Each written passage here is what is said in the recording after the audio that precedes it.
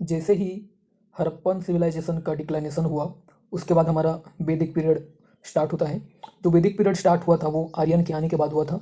और ऐसा माना जाता है कि जो आर्यन थे वो इंडिया के नेटिव नहीं थे, वो कोई बाहर से आए थे। जैसे ज़्यादातर जो थ्योरी है वो सेंट्रल एशियन थ्योरी है, जो बोलते हैं कि आर्यन लोग सेंट्रल एशिया से आए थे।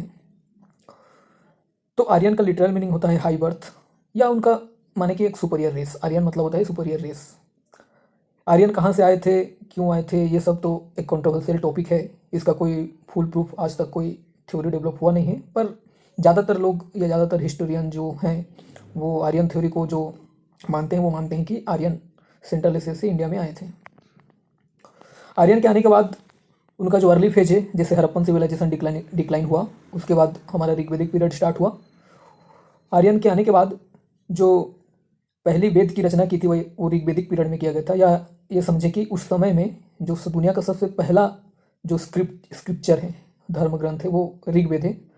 और ऋग्वेद अर्ली वैदिक पीरियड में आया था, क्योंकि ऋग्वेद की रचना उस समय काल में हुआ था, तो उसको ऋग्वैदिक पीरियड भी कहते हैं। जो अर्ली आर्यन थे वो सप्त सिंधु रीजन में रहते थे। सप्त सिंधु मतलब प्रेजेंट डे आज का जो इंडस रिवर है, इंडस रिवर और उसका जो ट्रिब्यूटरीज हैं, रावी, ब्यास, झेलम, चेनाब, सतलुज और सरस्वती। तो ये सप्त सिंधु रीजन आज की डेट में देखें तो प्रेजेंट जो पंजाब एरिया है और अफगानिस्तान, पाकिस्तान, ये जो एरिया है, उसी एरिया में अर्ली जो वैदिक पीरियड फ्लोरिश हुआ था। उनका जो मुख्य इकोनॉमी बेस्ड था एग्रीकल्चर पर और पेस्टोरलिज्म पर वो पेस्टोरलिज्म उनका मेन ऑक्यूपेशन था। ये याद रख लेना कि अर्ली वैदिक पीरियड का मेन ऑक्यूपेशन क्या था, कौन से एरिया में थे, सप्त सिंधु रीजन में थे। और उनके टाइम में कोई ऐसा जो आज हमारे मिडिएवल टाइम में या फिर पोस्ट वैदिक पीरियड के बाद जो राजा रजवाड़े का चलन स्टार्ट हुआ, उनके टाइम में ऐसा था नहीं। सब छोटा छोटा ट्राइब में रहते थे, ग्रुप में। उनका जो राजा होता था वो लोगों के द्वारा सिलेक्ट किया जाता था। उनके समय में कोई टैक्स का सिस्टम था नहीं। और जो उस समय में जो एक्सचेंज का, जैसे आज के डेट में पैसा है, उस समय में स्टैंडर्ड यूनिट ऑफ एक्सचेंज क्या होता था, काव। मतलब उस समय में पैसा था काव, गाय। ये कहीं एफसीआई या कुछ एक एग्जाम में आया था कि निष्का, कृष्णा, सतमान ये क्या है। ये अर्ली वैदिक पीरियड में जो गोल्ड कॉइन यूज होता था उसको निष्का या कृष्णा या सतमान कहा जाता था। ये बहुत इंपॉर्टेंट है, इसको आप याद रख लें। उनका पॉलिटिकल स्ट्रक्चर कैसे था, कुछ लोग इकट्ठा होते थे, अपना राजा चुनते थे या लीडर चुनते थे। और वो जो किंगशिप जो था वो हेरिडिटी था, मतलब बाप बना राजा, बाप का बेटा बना राजा, उसका बेटा बना राजा। और वो असेंबली ऑफ पीपुल मतलब लोगों का जो ग्रुप होता था उसको समिति कहते थे, जिसको नेशनल असेंबली भी हम आज की डेट में कह सकते हैं। उसके बाद जो बड़े लोगों का ग्रुप था, जो काउंसिल था, उसको सभा कहा जाता था। जो राजा का रिलीजियस एडवाइजर जो होता था, पुरोहित। आर्मी का जो हेड होता था उसको सेनानी कहते हैं। और बलि एक voluntary offerings to the king, मतलब राजा को अपने इच्छा से जो भी वो लोग दान करते थे उसको बलि कहा जाता है। बलि का मतलब होता है भाग। तो कुछ उनका जो एग्रीकल्चरल प्रोडक्शन होता था या फिर उनका जो भी संपत्ति था, या फिर कह लें कि जो भी एक इकोनॉमिक बेनिफिट या वैल्यू रखने वाला चीज़ को कुछ पोर्शन वो राजा को देते थे अपने इच्छा से, उसको बलि कहते हैं। सोसाइटी कैसा था, सोसाइटी पेट्रियार्कल था। मतलब आज भी इंडिया का सोसाइटी पेट्रियार्कल है मोस्टली। पेट्रियार्कल मतलब पुरुष प्रधान। मोनोगामी वॉज प्रिवेलेंट। मोनोगामी मतलब एक विवाह, मतलब एक वाइफ। चाइल्ड मैरिज होता नहीं था।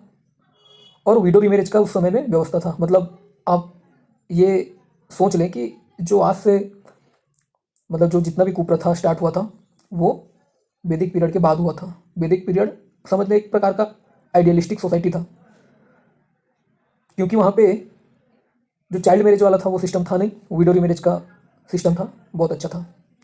बर्न सिस्टम भी उस समय में आ गया था, पर उस समय में बर्न का मीनिंग होता था कलर। कलर का मतलब बर्न होता था वो वैदिक पीरियड में। उसके बाद लेटर वैदिक पीरियड में वो ऑक्यूपेशन के बेसिस में लोग को डिवाइड करने लगे। तो 4 वर्ण जो होते थे, ब्राह्मण, क्षत्रिय, वैश्य, शूद्र, ये सभी को पता है। तो इसमें याद रखने वाली ये चीज़ है कि सोसाइटी पेट्रियार्कल था, मोनोगामी था, चाइल्ड मैरिज का कोई एविडेंस मिलता नहीं है, मतलब चाइल्ड मैरिज था नहीं।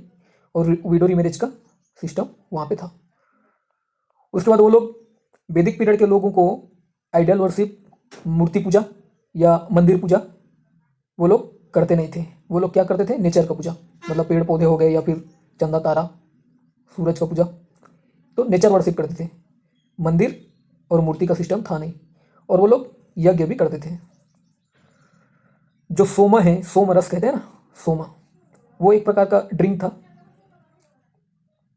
और उनका जो इम्पोर्टेंट फीमेल गॉड गॉडेसेस थे वो अदिति और उषा थे। इसमें याद रखने वाली ये चीज़ है कि वो लोग नेचर का पूजा करते थे और मंदिर और मूर्ति पूजा नहीं करते थे। और सोमा जो होता था वो एक इंटॉक्सिकेटिंग ड्रिंक था।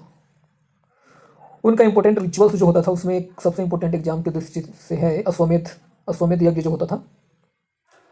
उसमें क्या होता था कि एक घोड़ा होता था, मतलब जैसे मैं राजा हूँ तो मैं एक घोड़ा, एक हॉर्स को मैं छोड़ दूंगा। वो हॉर्स जिस जिस एरिया में अनइंटरप्टेड पास होते होते जाएगा उस एरिया का कंट्रोल मेरे अंडर में आता जाएगा। मान लो किसी एरिया का राजा ने उस घोड़ा को रख लिया या फिर जाने नहीं दिया तो उसके साथ मेरा युद्ध होगा। यही होता था वैदिक पीरियड में। Thank you.